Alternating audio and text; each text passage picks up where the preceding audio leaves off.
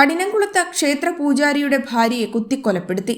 പാടിക്കവിളാകം ക്ഷേത്രത്തിലെ പൂജാരി രാജീവിന്റെ ഭാര്യയും വെഞ്ഞാറമൂട് സ്വദേശിയുമായ ആതിരയാണ് കൊല ചെയ്യപ്പെട്ടത്. രാവിലെ 11:30 ക്ഷേത്രത്തിൽ നിന്നും തിരിച്ചെത്തിയ ഭർത്താവാണ് വീട്ടിനുള്ളിൽ കൊല്ലപ്പെട്ട നിലയിൽ ആതിരയെ കണ്ടത്. രാവിലെ 8:30 ശേഷമാണ് സംഭവം നടന്നതെന്നാണ് വിവരം. മകനെ സ്കൂളിൽ പറഞ്ഞയച്ചതിന് ശേഷം യുവതി വീട്ടിലുണ്ടായിരുന്നു. ഇൻസ്റ്റഗ്രാം വഴി പരിചയപ്പെട്ട എറണാകുളം സ്വദേശിയാണ് കൊലപാതകം നടത്തിയതെന്നാണ് പോലീസ് പറയുന്നത്. മാത്രമല്ല, ഈ യുവാവ് 2 ദിവസം മുമ്പ് ഇവിടെ എത്തിയിരുന്നുവെന്നും പോലീസിന് വിവരം ലഭിച്ചു. അക്രമി വീടിന്റെ പുറകുവശത്തുകൂടി മതിൽ ചാടി വീടിനുള്ളിൽ കയറിയെന്നാണ് പോലീസിന്റെ നിഗമനം. കൊലപാതകത്തിനു ശേഷം യുവതിയുടെ സ്കൂട്ടറുമായാണ് അക്രമി രക്ഷപ്പെട്ടത്. കഠിനംകുളം പോലീസ് പ്രതിക്കായി തിരച്ചിൽ ആരംഭിച്ചു. ഓൺലൈൻ വാർത്ത 24/7 കഠിനംകുളം.